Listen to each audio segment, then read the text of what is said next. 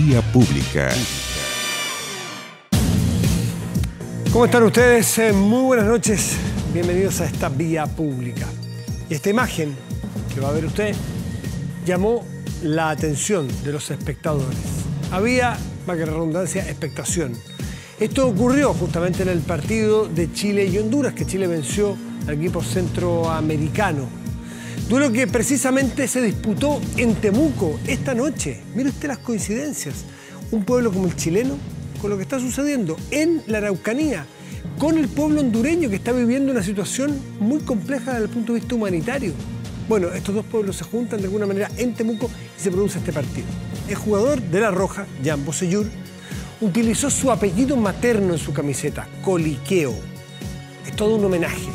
Hacen falta unas pocas palabras para demostrar un sentimiento. Y este es un jugador muy político y eso se le agradece. No va por la vida de paso, Bossellur. Va jugando a la pelota y significa es un actor social relevante. Recordemos que el volante de la selección tiene sangre mapuche y también haitiana. Y su homenaje responde a la situación que se vive en su tierra ancestral, en nuestra tierra, en nuestro país. Específicamente la muerte de Camilo Catrillanca en Temuco. Más allá de las circunstancias, es una muerte, es un dolor que todos compartimos. Falta mucha claridad en eso, pero es una muerte y eso es innegable. Y eso es una derrota para Chile, eso es innegable, más allá de lo que haya pasado. Que el tiempo dirá qué es lo que sucedió con toda claridad, ojalá. Bueno, desde la NFP habían descartado realizar un minuto de silencio, argumentando que, algo que a mí, discúlpeme, pero me parece un poquito cínico, está fuera del fútbol. El fútbol domingo a domingo está con la sociedad así. El fútbol y la sociedad, el fútbol y la política, el fútbol y la ciudadanía, el fútbol y la gente. ¿Por qué lo que sucede en la Araucanía está lejos del fútbol? Discrepo con don Arturo Salá, a quien respeto mucho. Además, Arturo Salá agregó que es un tema sensible, que duda cabe. Empatizamos con el dolor que está teniendo la familia, dijo, pero es un tema que está fuera del ámbito de la actividad y el fútbol. Eso firmó Arturo Salá, yo discrepo, pero bueno, en eso se trata, poder discrepar. Pese a las declaraciones de la NFP, Jan Bossellur apareció, como le decíamos, con este homenaje en su camiseta, Coliqueo en vez de Bossellur. Y antes del inicio del partido, fundamentalmente el capitán Gary Medel y Arturo Vidal, bueno, juntaron al equipo chileno con los hondureños que, insisto, están viviendo un momento también tremendo, crisis humanitaria, que hace que haya estas columnas de migrantes buscando mejores vidas. Se reunieron todos en la mitad del campo del Germán Becker, con la cabeza abajo, en señal de respeto, por lo que está sucediendo allí, por la muerte de una persona.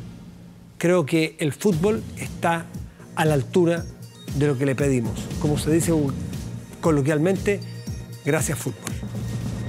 Y juez bloquea la medida de Trump para limitar las solicitudes de asilo a los inmigrantes que crucen irregularmente la frontera con México, nos referimos naturalmente. En su fallo, el magistrado se puso del lado de la Unión Americana de Libertades Civiles y del Centro por los Derechos Constitucionales, que interpusieron una demanda justo después de la publicación del decreto de Trump.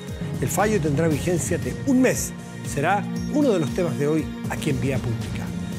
Y pese a que hoy el gobierno le había entregado su respaldo en la mañana, finalmente el intendente de la Araucanía, Luis Mayol, renunció al cargo. Además, de él se interpusieron 3 querellas en el marco de la investigación por la muerte de Camilo Catrillanca. Fue anunciada por el gobierno. Y en Teodoro Smith, una localidad costera de la región de la Araucanía, un hombre de 43 años falleció la madrugada de este martes en un incidente que es confuso, tiene versiones bastante distintas y encontradas.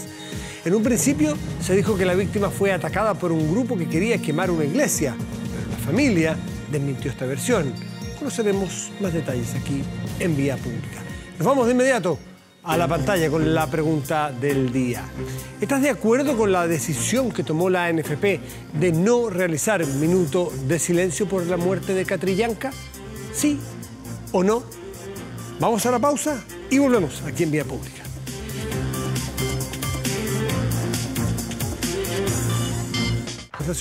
Nos acompaña Lorena Oyarzún, ella es académica del Instituto de Asuntos Públicos de la Universidad de Chile. Lorena, buenas noches, gracias por estar aquí. Buenas noches. Periodista de profesión original, después nos abandonó. Y bueno, y ahora se dedica a estos temas más internacionales, así que agradecemos mucho tu presencia para tratar de entender algo que ocurre. Yo decía en la introducción, algo que le ocurre a un país que está jugando, que jugó esta noche justamente Honduras, que está viviendo un tremendo juego con Chile hoy en Temuco, una tremenda crisis humanitaria y que tiene externalidades en sus países vecinos. Entonces, conforme va avanzando, claro, en Guatemala puede que se note un poco menos, porque también se le sumó gente a la caravana. En México tiene un impacto, hay que decir, en Estados Unidos. Pero hay un juez que le para una medida a Donald Trump que buscaba limitar, para dar contexto a esto, buscar limitar las posibilidades de solicitud de asilo si es que era ilegal. Si usted entra ilegal, no puede pedir asilo. Lorena, ¿cómo ves hacia dónde puede progresar este asunto? Sí, tal como tú señalabas, toda esta caravana de inmigrantes, que en realidad estamos hablando de varios grupos de personas que se han sumado, más de 7.000 se habla, y que incluso podrían llegar a 10.000, claramente genera estas externalidades porque ningún país puede resistir, o sea, es como súper fuerte acoger de un momento a otro una cantidad tan importante de gente, y sobre todo porque hay niños y mujeres que efectivamente tienen necesidades que no están siendo cubiertas actualmente y que veíamos en Tijuana, donde se encuentran actualmente esperando para pasar por el Paso San Isidro, que es uno de los más importantes en Estados Unidos, no están teniendo muchas veces las condiciones. Entonces, este cambio que hubo, esta sentencia que hizo este juez federal en Estados Unidos, yo creo que es una buena señal en términos, por lo menos, de dar un respiro a mucha de la gente que está en una situación tan incierta, que tal como tú señalabas, una crisis humanitaria y que está generando alertas a nivel internacional. Sabemos que México ya pidió ayuda a organismos internacionales a través de Naciones Unidas con ACNUR, ¿ya? El Alto Comisionado de Naciones Unidas para los Refugiados, porque efectivamente esta sentencia lo que implicaba, en definitiva, tal como tú señalabas, es que para una resolución, en el fondo, que el presidente Trump quiso implementar en noviembre, de dejar sin efecto que cualquier persona que solicitara asilo solo tenía que hacerlo de manera regular, es decir, por los pasos que estaban habilitados. Y si estaba dentro del territorio y de una manera ilegal o irregular... Estando adentro no podía pedir el asilo. Efectivamente. Entonces, eso va contra la Constitución, efectivamente contra las leyes de inmigración estadounidenses, porque el asilo en sí mismo es para la persona que es perseguida, ¿ya? Y esto lo puede hacer, no puede ser de manera... donde entre, no importa, ¿ya? Exactamente, claro, es buscarle, por así decirlo, resquicios legales para una persona que claramente está buscando sobrevivencia. Sí, estas personas, muchas de ellas, buscan sobrevivencia, y no solo por razones económicas o de humanitarias, de comida. Hay gente que, yo leí algunos testimonios el otro día, gente que busca salvar a su familia de las maras y de la violencia. El terror a que tu hijo te lo lleve una pandilla para siempre hace que tú digas, bueno, cualquier cosa es mejor que esto. Y salen en busca de algo, y ese algo ellos lo ven en Estados Unidos.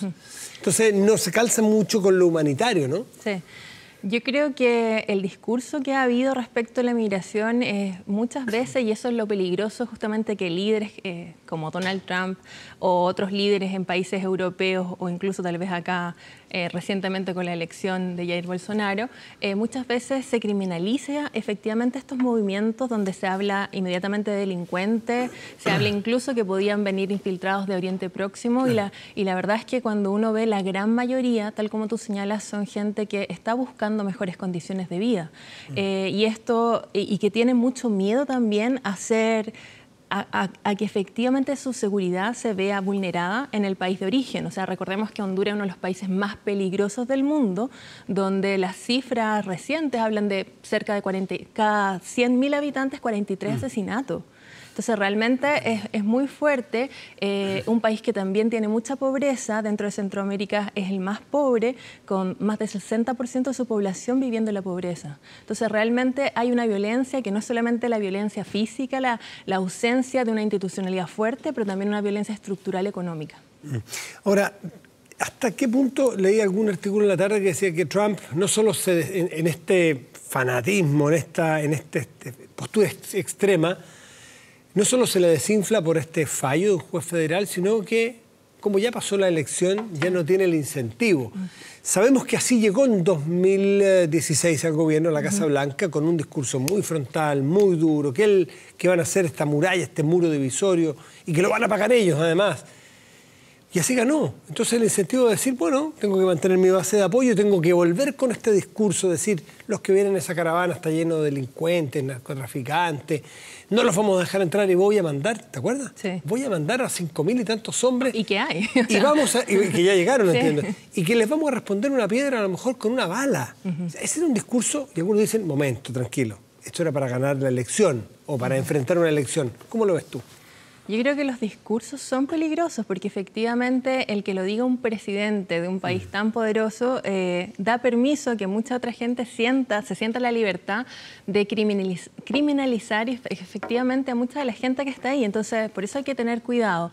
Y tal como tú señalas, yo creo que fue gran parte del electorado, una parte importante del electorado que votó por Donald Trump, efectivamente siente o ve como una amenaza gran parte de la migración. Eso lo veíamos en el caso de México. Lo paradójico acá es que este movimiento, esta caravana que llega a Tijuana, también fue recibido, por una parte, claro, bien por los mexicanos, pero por otra, que también generó bastante controversia y que incluso hubo algunas manifestaciones en contra, que les lanzaban piedras, se sintieron bastante amenazados, por decir de alguna forma, y como te decía, es paradójico, porque gran parte de los mexicanos es uno de los países que tiene...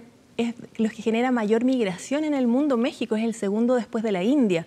Pensemos que hay cerca de 12 millones de mexicanos viviendo en Estados Unidos. ¿Y de la India emigran o genera inmigración la India? Emigran. Muchos emigran, ¿así? pero también... ¿A dónde? ¿Algún país en particular? Porque lo de México es Estados Unidos, yo creo que fundamentalmente, Sí, a Estados Unidos. A ver, gran parte, o sea, pensemos que los países en el mundo que tienen mayor migración, migrantes que son receptores en el fondo, son Estados Unidos. Por otra parte está Alemania, que tiene una migración... Bueno, turca fundamentalmente, Siria ahora. Y gran parte es como uno de los focos o polos que actualmente con esta crisis económica que ha afectado a Europa, Alemania se ha visto mucho menos...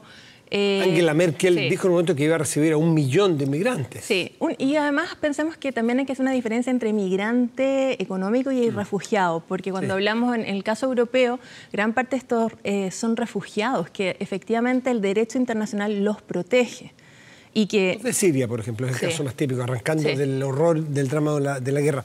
Nos fuimos rápidamente a Alemania. Yo quiero volver un segundo a México, porque hablamos mucho de Estados Unidos, de Trump, de su política, pero... tenemos un México que está bajo el signo de la interrogación, que se llama Andrés Manuel López Obrador, presidente que asume el 1 de enero o en diciembre, ahora asume muy pronto. Y me imagino que ya está gobernando sin gobernar. De alguna manera, todas las señales que él da es la relación que va a tener México con Estados Unidos. ¿Qué actitud está tomando, qué actitud puede tomar México para empezar bien, por así decirlo, esta relación con Trump? Bueno, es una relación que ha estado muy tensionada y compleja en el últimos meses, el último periodo en realidad desde que asume Donald Trump. Primero veíamos que para México Estados Unidos es un socio no solamente económico, sino que es estratégicamente muy relevante, una por el término de interdependencia que tienen, pero además por el tema de la migración. Y en este sentido, vemos que se llegó a un acuerdo, tal vez una de las áreas más relevantes, que era esta firma o renegociación que se hizo del Tratado de Libre Comercio de América del Norte, en que estaba México y Canadá y Estados Unidos, y que fue firmado el año, ¿no es cierto?, 94, y ahora se renegocia. No hay grandes cambios, pero muchos de los actores políticos han señalado que hubo esa renegociación que fue bastante sutil a lo que se esperaba en un primer momento, porque hubo un acuerdo que... en el fondo en la temática de migración, en que México se pondría mucho más restrictivo para que no hubiese tanta salida de sus nacionales hacia Estados Unidos. Entonces, yo lo que veo ahora que efectivamente Manuel López Obrador se va a ver mucho más, tal vez va a estar con menos margen de acción, ¿ya? En la temática de la migración va a ser importante lo que suceda estos meses. Pensemos que se espera que por lo menos estén una semana, o sea, estamos hablando incluso de 6 meses, se han dicho cifras de cómo va a estar esta caravana de migrantes esperando, cómo se resuelve las solicitudes de asilo, que ya vemos que hay más de 1.800 anteriores y que ahora se tiene que poner a la fila, ¿no es cierto?, las nuevas. Entonces, yo creo que va a ser va a ser un escenario bastante tenso, va a tener que, si bien actuar de manera pragmática, porque para México le es importante Estados Unidos, pero a Estados Unidos también les es importante México. Y lo que hemos visto que cuando hay situaciones más bien de violencia, de generación los muros no sirven para contener, o sea, movimientos humanos. Y tal vez la pregunta que acá uno se tiene que hacer es qué es lo que va a pasar con la movilidad humana, cómo la entendemos en un contexto de globalización, donde hoy, claro, esto es bastante fuerte ver una caravana donde hay más de 7.000 personas. Este fenómeno tal vez no era conocido así de agruparse. Por último, para terminar, Lorena, o sea, para ir cerrando, Lorena, porque me alcanza el tiempo, ¿por qué se produce este fenómeno de las caravanas? Lo veíamos de manera atomizada, sí. Cada persona, cada familia, cada grupito, pero estas caravanas, estas romerías de inmigrantes que va sumando gente, ¿por qué se produjo eso? Mira, qué bueno que haces la pregunta, porque la verdad que es algo que no es tan común. Hemos visto que anteriormente hubo una caravana, una agrupación en México, pero que fue mucho menor en abril. Y la verdad es que estas agrupaciones lo hacen justamente para buscar seguridad. O sea, estamos hablando de grupos de personas que las rutas, sobre todo, que se hacen, sobre todo cuando es inmigración que no es regular, es bastante peligrosa. Y si nos damos cuenta, la ruta que están tomando los migrantes centroamericanos, hondureños principalmente, no están haciendo la más corta. Porque podrían haber sido por el Golfo de México, que estamos hablando de 900 kilómetros, casi 1.000 kilómetros, y están yendo en realidad por Tijuana, que son casi 3.000, o sea, 2.800 kilómetros. Tiene un símbolo esto. Y tiene que ver justamente con la seguridad, porque esta zona del Golfo de México están realmente el narcotráfico tomado y hay muchos de los secuestros. Gran parte de los migrantes se pierden en las rutas porque los secuestran, los llevan los narcotraficantes para estar en cultivo. Muchos de esos, incluso Ciudad de Juárez, donde desaparecen mujeres, etcétera. Entonces, la verdad que es una situación muy vulnerada, son muy vulnerables. Entonces, efectivamente, la idea de agruparse, de convocar, es protegerse. Y lo hicieron a través de redes sociales, o sea, es algo realmente novedoso. Hay algunos que sospechan de que hay una organización detrás de esto, que alguien los está utilizando, organizando y que no es de generación espontánea. ¿Hay algo de información al respecto? La verdad que yo no tengo información al respecto de eso. Yo creo que siempre pueden haber, sobre todo en el caso de la movilidad humana y cuando es una situación tan precaria, claro que puede haber algún aprovechamiento, pero yo creo que acá lo más importante es que hay un grupo de personas que se ve totalmente sin posibilidades en su país de origen y imagínate que emprenden una ruta de este tipo con sus familias. Sobrevivencia. ¿Cómo será lo que están viviendo atrás o lo que están dejando atrás, que son capaces de cualquier cosa y con total incertidumbre? ¿Deberíamos esperar más caravanas? ¿O va a depender del éxito o el fracaso de esto? Claro, yo creo que va a ser importante y van a estar mirando mucho qué es lo que sucede con esta caravana, pero independiente de eso, yo creo que cuando hay algún tipo de crisis, no solamente económica, sino que también violencia, lo vemos con Venezuela, etcétera, cuando hay polarización o no están las condiciones, los seres humanos siempre van a buscar mejores condiciones para sus hijos, para su familia. Y la pregunta que tendríamos que hacerlo es ¿quién tiene derecho? O sea, acá, ¿quién tiene derecho a migrar? ¿Quién tiene derecho a la movilidad? Porque si lo asociamos solamente a la ciudadanía o al Estado, claro, lo podemos dejar en ese contexto y se argumenta la seguridad nacional, que es lo que ha hecho Donald Trump. Pero en realidad estamos hablando de seres humanos. Interesante tema, probablemente es la punta del iceberg de una tendencia que vamos a ver, la inmigración inherente al ser humano desde que hablábamos de los nómades. Totalmente. Pero en estas nuevas tendencias, con estos nuevos enfrentamientos, con los nacionalismos crecientes, en fin, son temas que se toman la agenda política en muchos países y a lo mejor la tendencia de hacerlo en caravanas lo vamos a seguir viendo y analizando. Lorena Yersun, del Instituto de Asuntos Públicos de la Universidad de Chile, gracias por estar aquí. Muchas gracias a ti. Buenas noches. Y le preguntamos o le recordamos esta pregunta con la cual partimos este programa y los invitamos a participar. ¿Estás de acuerdo con la decisión que tomó la NFP de no realizar minuto de silencio por la muerte de Catrillanca en el partido que se jugó en el Germán Becker de Temuco frente a Honduras? ¿Sí o no? Puedes responder en nuestro fanpage de 24 horas. Hacemos una pausa y volvemos aquí en Vía Pública.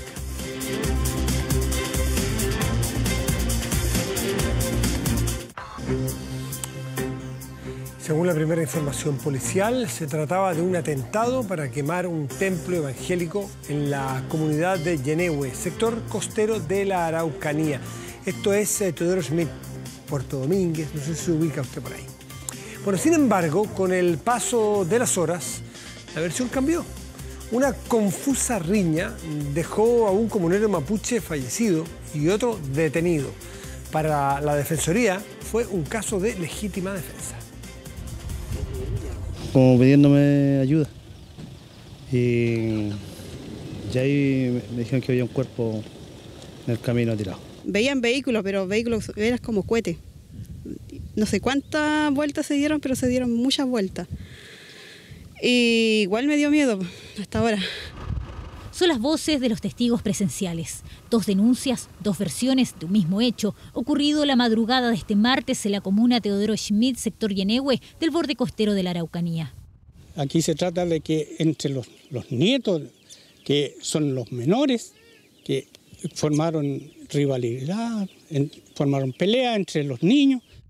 Esta iglesia fue testigo de una riña fatal en medio de un altercado confuso que, según conocidos de la víctima, partió como una rivalidad familiar de larga data. Pelea de cabros chicos, pero pasó a mayores que nadie se imaginaba. Nadie se imaginó que podía haber un crimen aquí dentro de la comunidad.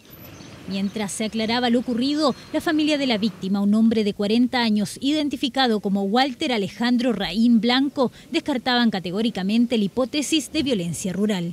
Son hechos aparte, acá con gente del sector solamente. ¿Se habló de una quema en una iglesia evangélica? No, nunca fue. La iglesia ahí está intacta, ¿cierto? Lo que yo creo es que esa gente está tratando de adelantarse por los afectados que son del mismo cercano al sector. Un llamado a las 2 de la madrugada de este martes fue la primera alerta a Carabineros de que algo no estaba bien en la comunidad mapuche del sector Yenehue. La otra versión de estos hechos es la que da el imputado, y en dicho lugar habría llegado, en este caso, la víctima junto a familiares y otras personas que lo habrían amenazado e incluso habrían dicho que iban a quemar la capilla, y ante la resistencia de ellos se habría producido esta riña y que terminó con el fallecimiento de la víctima. Una pelea que fue dando luces, según los relatos de vecinos, testigos y las primeras pericias de la Policía de Investigaciones en el lugar, de que no se trataría de un hecho de violencia rural, más bien de una riña fatal entre 2 familias. Hasta el momento no existen elementos que permitan, ¿cierto?, establecer de que obviamente este está involucrado con un hecho de violencia rural, como habría circulado, ¿cierto?, en algunas redes sociales. Esperando su formalización, el Tribunal de Nueva Imperial decidió ampliar el plazo de control de detención del único detenido por esta fatídica riña, un joven de apenas 20 años, quien se vio envuelto en una confusa pelea con resultado de muerte.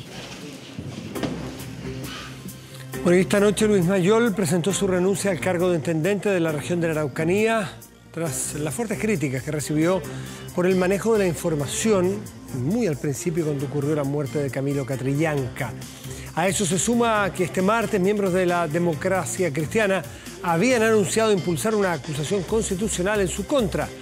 Mayol aseguró en su renuncia que, comillas, intereses mezquinos de parlamentarios de oposición para obtener dividendos personales gatillaron su salida. Revisamos sus declaraciones. Hace unos momentos le he presentado mi renuncia al presidente Sebastián Piñera. He tomado esta decisión porque mi principal prioridad es y siempre ha sido el interés de que este gobierno le vaya bien y sobre todo que le vaya bien a la región de la Araucanía. Hoy, producto de intereses mezquinos de algunos parlamentarios de oposición que han utilizado un caso lamentable que todos sentimos profundamente, como es la muerte de Camilo Catrillanca, para obtener dividendos personales, no me es posible seguir contribuyendo con este objetivo y por eso he decidido dar un paso al costado. Dejar el cargo con la convicción de que la región de la Araucanía está mucho mejor de lo que estaba el 11 de marzo, cuando asumí este desafío. Lamento la mezquindad y la pequeñez política de un sector que fue incapaz, cuando fue gobierno, de resolver los problemas de la región, sino que más bien los profundizó y que no tuvo la generosidad de reconocer y contribuir al cambio que estábamos generando con este trabajo transversal y mancomunado, que logramos hacer sin miramientos políticos. Me voy tranquilo por el trabajo realizado y porque, como he dicho, creo que hoy la Araucanía está mucho mejor que hace 8 meses atrás y porque tengo la convicción de no haber cometido ninguna falta en el ejercicio de mi cargo, que ejercí éticamente y con estricto apego a lo que la investidura de este... Y veamos qué ocurrió con la pregunta que le teníamos planteado. Si estás de acuerdo con la decisión que tomó la NFP de no realizar minuto de silencio por la muerte de Camilo Catrillanca. Muy dividido, muy dividido. 49 sí, 51% cree que no. Vamos a nuestro portal de noticias 24horas.cl. Ahí está, el Tribunal Constitucional acoge requerimiento de la UDI por inconstitucionalidad. Esto es el protocolo de objeción de conciencia institucional. Está muy peleagudo, este tema interesante, ahí tiene toda la crónica para que usted se entere al detalle. Y muchas otras noticias siempre en este completísimo portal de noticias 24horas.cl. Vamos al tiempo, temperatura en este momento en Santiago es de 20,9, 20 grados 9 décimas en la región metropolitana en este momento. Para mañana y pasado, mire usted, despejado para mañana miércoles 30 y para el jueves aquí tiene 28 grados. Parcial, despejado, parcial, miércoles y jueves. Vamos a otras regiones de nuestro país. Anoche dije Chañaral, región de Antofagasta, pido disculpas. Chañaral, región de Atacama. Tuve la duda en el momento, esa es la parte que menos conozco de Chile, entonces me falla la geografía vivencial. Pido disculpas, el error está reconocido. Quellón, Isla Grande de Chiloé, sí que lo conozco, región de los lagos. Lluvia, para mañana 14 grados la máxima. Calama, esta sí es la región de Antofagasta, al interior de Antofagasta, pero región la misma. Antigua segunda región, ya no tienen número las regiones, tienen nombre las regiones. 26 grados la máxima, para mañana estará despejado. Y estamos celebrando 40 años de la Teletón, un gran y maravilloso regalo que nos hacemos todos, para todos, durante estos 40 años. Teletón ha llegado a atender 9 de cada 10 niños con algún problema, alguna discapacidad en sus institutos. Son 14 a lo largo de Chile. Yo me comprometo, yo sé que tú te comprometes, Teletón, 40 años, 30 de noviembre y 1 de diciembre, el gran regalo de todos. ¿Y qué es lo que escuchamos? Ya lo reconoció, ¿no? Café Tacuba. Los mexicanos de Café Tacuba con una muy buena noticia para sus fanáticos, porque acaban de anunciar que grabarán su segundo disco Unplugged, 23 años después de su primera sesión en este formato. Desenchufados. Han pasado ya más de 2 décadas y 7 discos más desde aquella producción bien conocida de 1995. Por lo que los mexicanos prometen que su segundo Unplugged será totalmente distinto al primero.